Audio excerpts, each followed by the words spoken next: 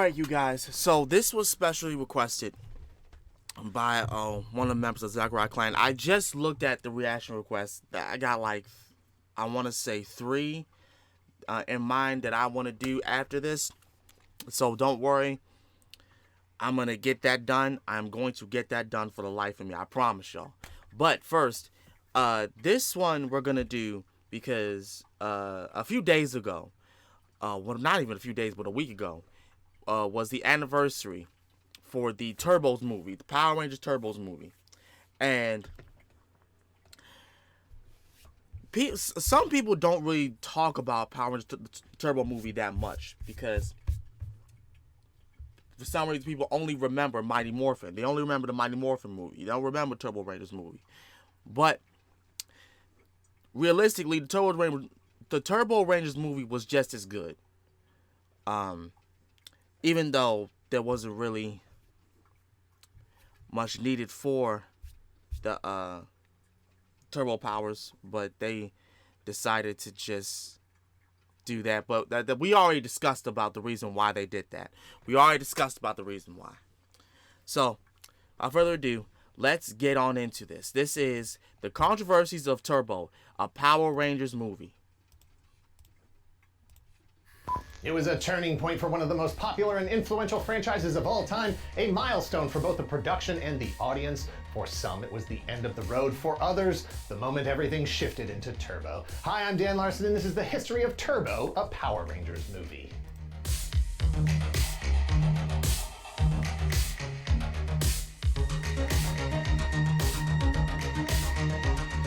Thank you to 80stees.com for sponsoring this video. Click the link in the description below and use code TOYGALAXY to get 30% off your 80s tees. Today. 80stees.com started off as a store for t-shirts inspired by all things I pop got some culture nice in the 1980s, t-shirts. but there's more to the 80s than just the 80s. They've got shirts inspired by the 70s, the decade that paved the way for the 80s. Wow, the 70s. They've got shirts inspired by the 90s, the decade that carried on the legacy of the 80s. Crap. They've got shirts inspired by the 2000s because the 80s isn't just a decade, it's a state of mind. Whether your interests are laser focused on one thing, say movies, there's plenty of choices from Jaws to Shaun of the Dead. If your interests bounce around, they've got shirts from cartoons to video games, superheroes to music. Hold on, is he wearing a Chuck E. Cheese shirt? Like an old school Chuck E. Cheese shirt? That's dope as shit. Wrestling. From Transformers to Dungeons and... Hold on, wait a minute. Winning. Released in 1990, Galaxy for 30% off your order. Thanks again to 80stees.com. Turbo, a Power Rangers movie, is a Power Rangers movie released in 1997, written by Shel Danielson and Shuki Levy, directed by David Winning and Shuki Levy. It's the second trip to the movie theater for the franchise, but this time with a smaller budget, fewer ticket sales, and 20% more child endangerment. Damn. Part of the Turbo team.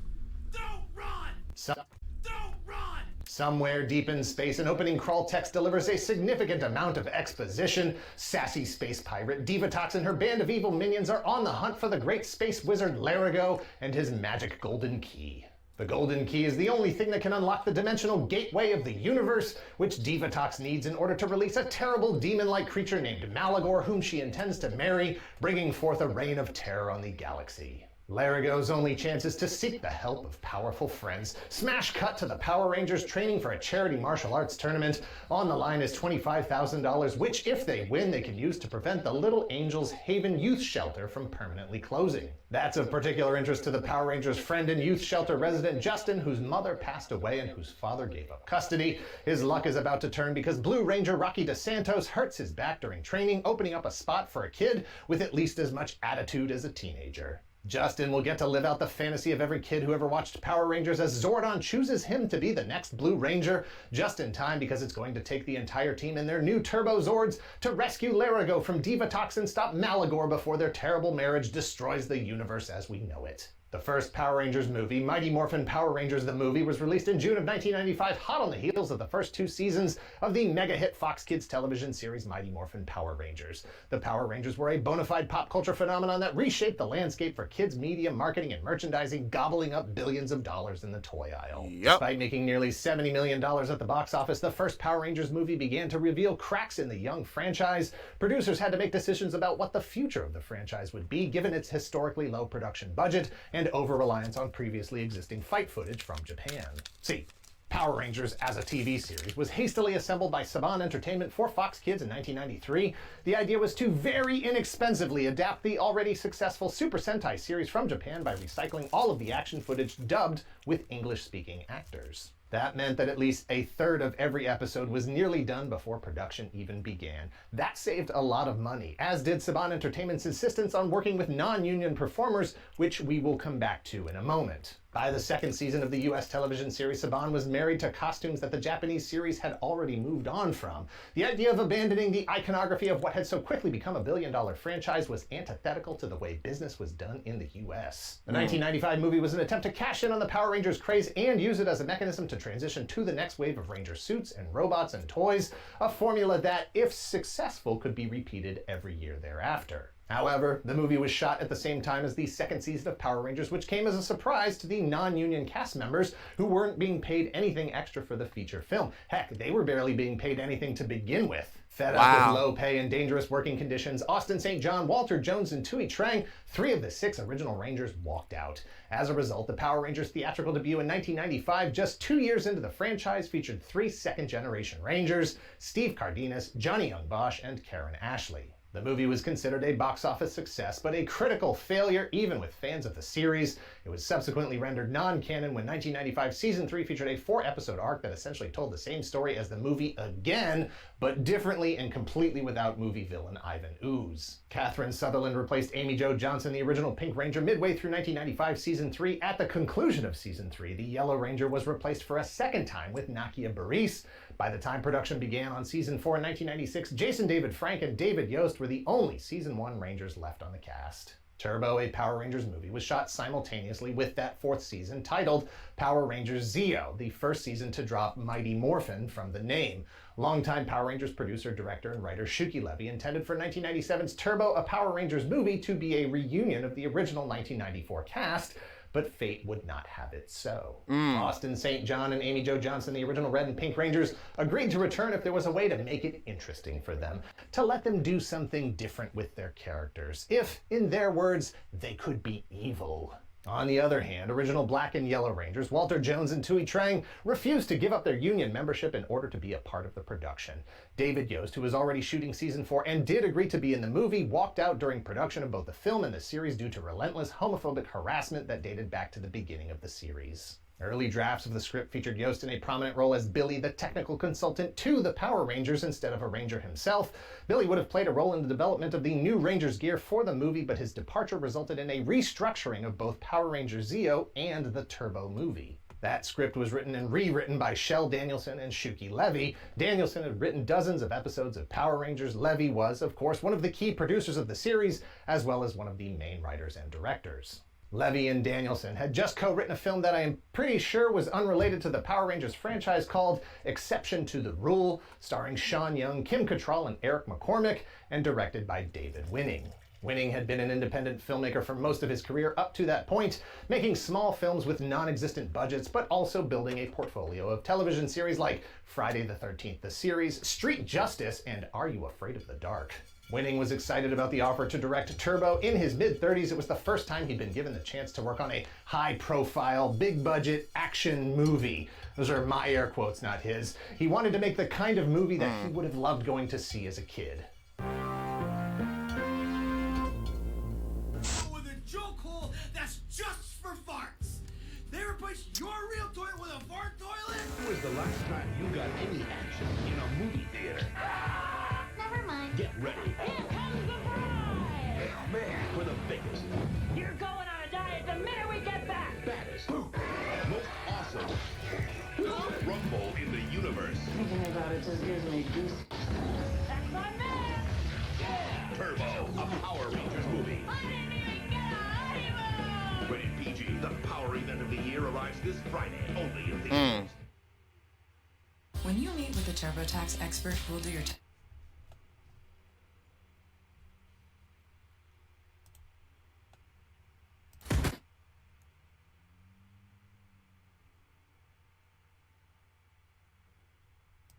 The script went through multiple rewrites, but the final shooting draft titled Turbo Power Rangers Race to the Volcano was still epic in length and breadth, taking the Rangers around the world, fighting monsters, wrestling 1996. alligators, Jesus creating Christ, that was Zords, so falling in long love ago. with mermaids, underwater fights, damaged Ranger suits, and more. On top of all that, Turbo was going to rectify two mistakes the first Power Rangers movie made. One, this time, stay in continuity, and two, save Saban some money reproducing the Japanese costumes and Zords that could then be reused in the Power Rangers Turbo series that immediately followed the movie. The goal was a seamless transition from the television to the movie theater and back again. Instead of trying to reinvent the franchise, the new approach was to make it required viewing. Turbo got a smaller budget than the 1995 Power Rangers movie and less time to shoot. The 1995 film was shot over 4 months in Australia, Turbo in about 4 weeks in Tennessee, Hawaii.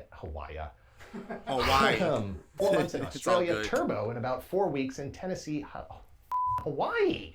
Tennessee, Hawaii, California, and Japan. The 1995 film was shot over 4 months in Australia, Turbo in about 4 weeks in Tennessee, Hawaii, California, and Japan.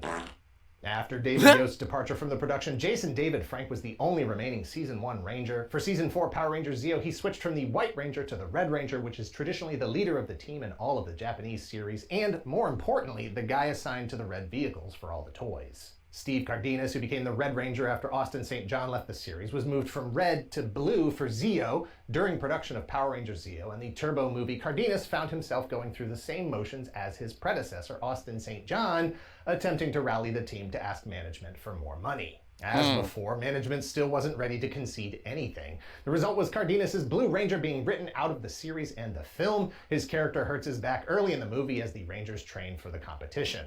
Has that ever happened to you? Wow. Call me right now, please. So he New wanted Blue more Ranger money also too. came from a previous Shel Danielson Shuki Levy film that I'm pretty sure is also unrelated to the Power Rangers.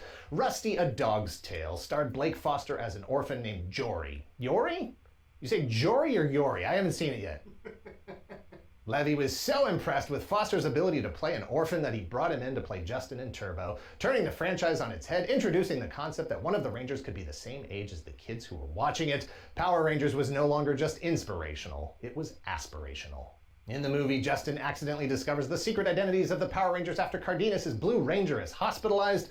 Zordon rewards his snooping with the opportunity to become the youngest Ranger in history and the ability to become an adult-sized human every time he morphs. While it wasn't a total reunion of the original cast as Shuki Levy had hoped, 3 out of the original 6 did appear, as well as series regulars Paul Schreier and Jason Narby as Bulk and Skull, and Winston Richard as Zordon. The new central villain is Hilary Shepard Turner's Diva Talks, but Rita Repulsa and Lord Zed do make a brief cameo. Turbo, a Power Rangers movie, opted for more conventional visual effects over the computer-generated imagery of the 1995 movie. Costumes for characters like Elgar and Malagor were designed by the Chiodo brothers, known for their extensive portfolio of movie magic, including films like 1986's Critters, 1988's Critters 2, 1991's Critters 3, and 1992's Critters 4. Despite the lengthy script, according to director David Winning, they shot it all. Everything. The mermaid romance between Adam the Black Ranger and Mandika the Mermaid. The underwater fight against Diva Tox's minions in an attempt to save Jason and Kimberly that would have left the Rangers' suits in tatters, necessitating new suits. The jungle battle where Tommy and Catherine use a blowtorch to fend off a crocodile while they look for Larigo. An even longer, more treacherous journey through the volcano to find Malagor's lair. But the original cut of the film turned out at a robust 2.5 hours. Winning said the script was easily 20% longer than any movie script he'd worked with. They easily could have split the action into 2 movies. But the nature of the film being a setup to the next season of Power Rangers didn't allow for that. So all those extra pieces, all those character moments, that Turbo flavor, had to be left on the cutting room floor. Well, that...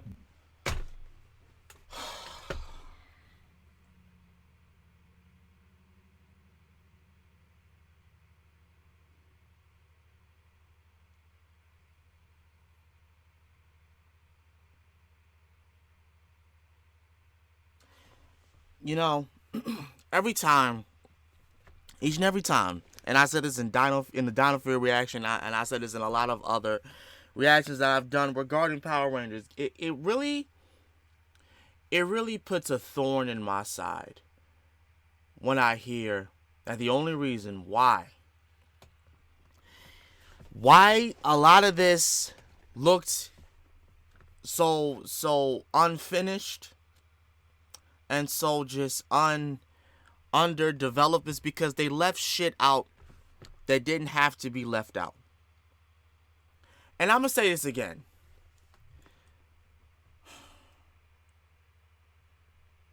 Lord of the Rings is by far one of the longest movie titles I've ever watched. And despite the fact that people complained about it being so long, people still watch it. So here's my question. I know that in budgeting you have to cut things out and all this other shit, but if you don't have to do it, why are we so afraid on having a lengthy movie? It is a movie for a purpose. I'm not going to the movie theater to watch something that should be longer than some 50 fucking minutes. And I get it. This Turbo movie was 2 hours. It could have been 3. Listen. I am the last person to complain, bitch, or whine of going to see a movie that I paid for. I paid my money already. Y'all, come on. Like, people in the comments, in the comments, let me know something. When you go to the movie theater, right? How much do you pay for as far as the movie ticket? Because by now, for adults, it's almost damn near $30. Mine is $20. Mine was $20 when I went to go see the Infinity War movie. It was honestly $25, along with the drinks and the soda and all that shit. That shit came to about $40.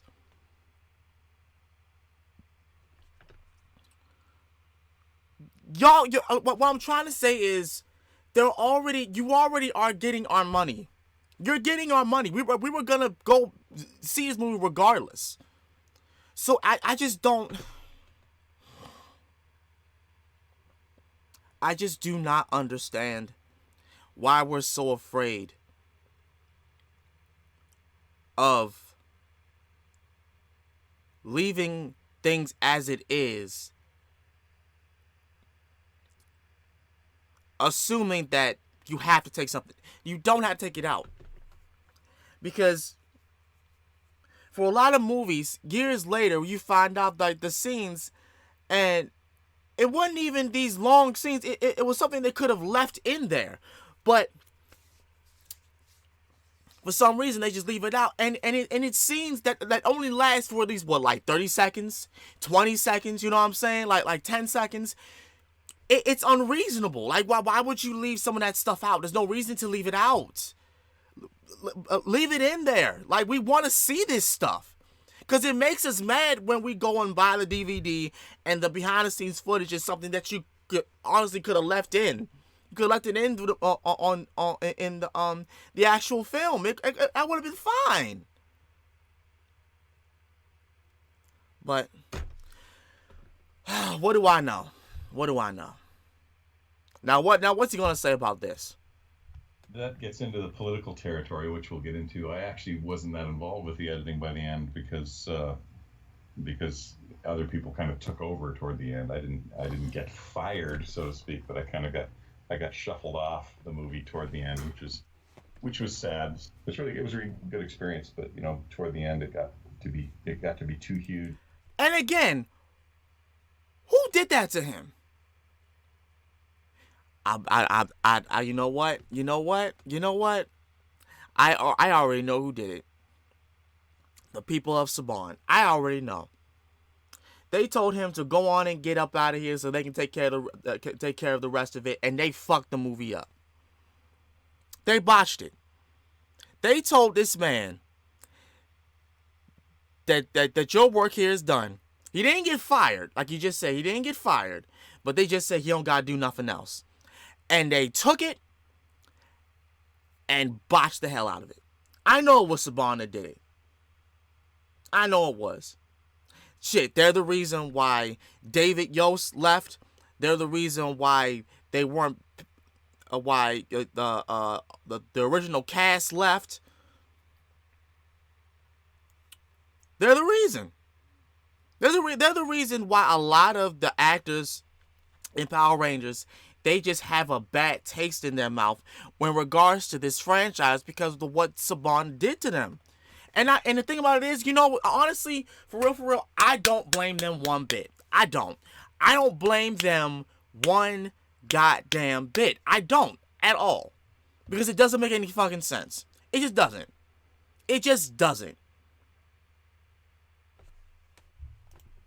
And other people were involved and taken over, and I would have tried to leave more in than was there. There was a whole cool crocodile fight with the flamethrower and the whole mermaid sequence and a bunch of other much more elaborate sequences that just kind of got pulled out. It's not like that's a new thing for me. A lot of the movies I work on end up a little overlong and they end up cutting stuff, and you always lose some of your babies and some of your favorite scenes. Winning thought for. But that's what I'm saying. Why leave that out? That was something that I would have. No one would have cared. We would have. So what if it's long? So what if it's long? We go to these movies for the length. We want to be there for. We're here for a good time.